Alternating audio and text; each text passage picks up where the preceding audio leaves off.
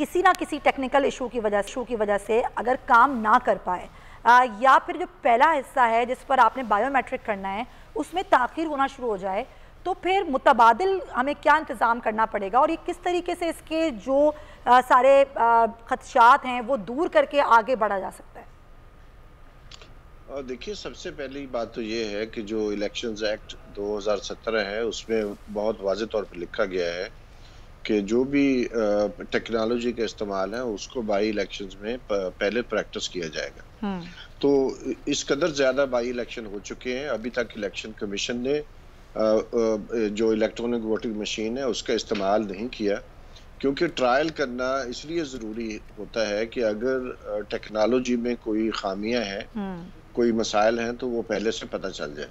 तो अभी 3 साल ख़त्म होने वाले हैं, किसी भी बाई इलेक्शन में नहीं किया गया। तो एक तो पहली मैं समझता हूँ कि ये इलेक्शन कमीशन की तरफ से एक सुस्ती का मुजाहरा किया गया है। दूसरी बात, जिन खदशात की तरफ आपने इशारा किया वो यकीनन है। बायोमेट्रिक जो है वो आपको मालूम है कि ज़िंदगी के आखिरी सालों में ख़ास तौर पर जो हाथ का काम करने वाले लोग हैं उनके निशानात वो नहीं रहते गालिबन जो उन्होंने पहले दिए होंगे 10 साल पहले या 15 साल पहले, तो वो एक मामला मसला बन सकता है। तो ये बहुत ज़रूरी होगा कि अगर किसी भी स्टेज पर कोई दिक्कत आए, कोई बॉटल नेक बनने का ख़तरा पैदा हो, तो उसका तदारक तभी किया जा सकता है जब आप कोई उसकी प्रैक्टिस करेंगे बाई इलेक्शंस के दौरान। बल्कि बाई इलेक्शन में भी मैं समझता हूँ चंद पोलिंग स्टेशंस पर मुसलसल करना चाहिए।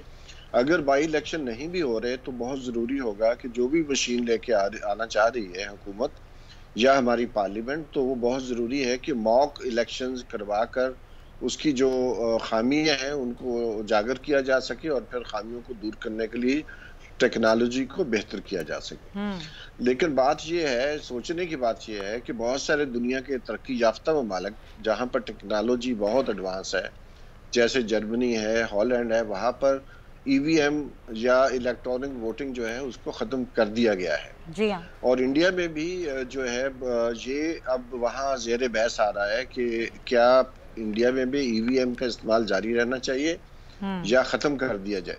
तो एक तो ये बहुत ज़रूरी है कि हुकूमत को जल्दबाजी नहीं करनी चाहिए। सही। लेकिन इलेक्शन कमीशन का रोल, इलेक्शन कमीशन ज़ाती तौर पर तो सिर्फ जो लॉ में लिखा है उसके मुताबिक ही कर सकता है, जो उसके तरफ कदम है वो। दूसरी बात है, इंडिया में इंतखाबात जो ईवीएम के जरिए होते हैं वो स्टैगरिंग इंतखाबात होते हैं, कई फेजेस में होते हैं। और जो नतायज हैं, पहले फेज के नतायज वो आखिरी फेज के जब इंतखाबात मुकम्मल होते हैं तो फिर उनकी काउंटिंग सामने आती है।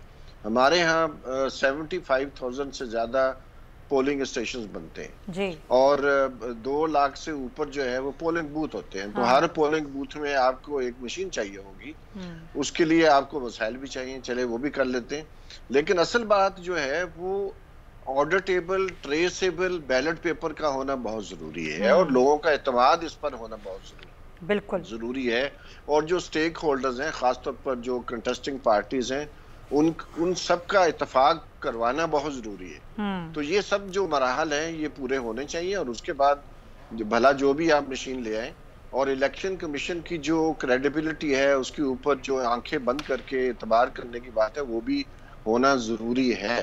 तो ये जब तक शराइत पूरी नहीं होती तब तक ईवीएम को इंट्रोड्यूस नहीं किया जाना चाहिए। बिल्कुल आप सही कह रहे हैं, ये तमाम वही खदशात हैं। और ज़ाहिर है ये जो मशीन है इलेक्ट्रॉनिक वोटिंग मशीन, जिसके लिए अभी जिस तरह आप भी कह रहे हैं कि अभी तक कोई आजमाइश ही शुरू नहीं हुई, ज़ाहिर है आजमाइश शुरू होनी चाहिए थी। अभी तक सिर्फ ये कहा जा रहा है कि जो इजलास हैं उनमें भी वो जो मशीन पेश करनी थी ईवीएम, वो भी अभी तक पेश नहीं की जा सकी है। फैसल साहब, यहाँ पर तो मुशावरत का अमल ही इतना सुस्त रवि का शिकार होता है।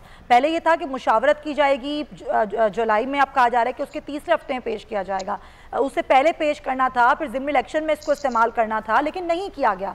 कॉमर्स यूनिवर्सिटी ने ये बनाई है, उस पर तजुर्बा भी किया गया, लेकिन जिस तरह और जिस स्केल पर तजुर्बा करना है, जिस पर हो ही नहीं रहा काम, तो फिर ये इलेक्शन में कैसे इस्तेमाल होगी?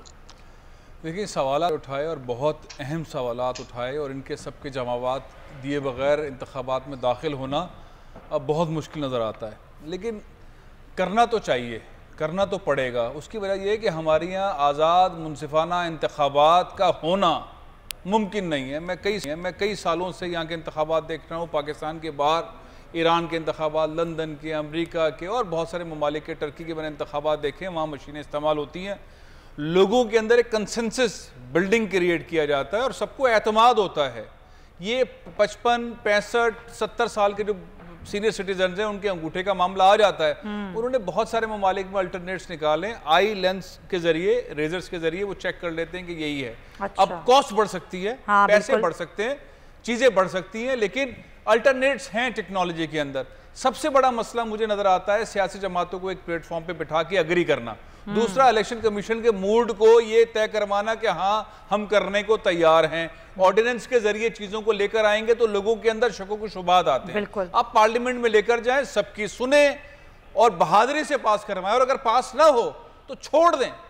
लेकिन अगर जल्दबाजी में पास कराया आपने FATF वाले स्टाइल के अंदर या बजट के स्टाइल में से पास हो जाता है तो फिर लोगों को एतमाद नहीं होगा, और इंतखाबात पे अगर एतमाद नहीं होगा तो जमहूरियत मजबूत नहीं होगी। ये बड़ा मुश्किल मरहला है। बल्कि उल्टा मुश्किल भी खड़ी हो सकती है कि अगर 2023 के इलेक्शन में आप जबरदस्ती, आम आदमी को देखें, पाकिस्तान में शनाख्ती कार्ड होता है ना, उसको आम आदमी के पास, अभी भी मेरा कहना है कि बहुत बड़ी तादाद के अंदर लोगों के पास रजिस्टर्ड कभी शनाख्ती कार्ड बने ही नहीं है। बिल्कुल नहीं। अच्छा, जिनके बन भी जाते हैं उनको पता नहीं है। हाँ। अब ये प्रोसेस जो है वो आम शनाख्ती कार्ड देखकर वोट डालने का प्रोसेस, अब उसको बोलना है कि मशीन के जरिए, तो एक बड़े पैमाने पर एक मुहिम, कैंपेन चलाने की जरूरत है इलेक्शन कमीशन। बाकी हर पाकिस्तानी को देहातों के अंदर सबको समझाने की जरूरत है। सब्सक्राइब करें और बेल दबाएं ताकि कोई खबर रह न जाए।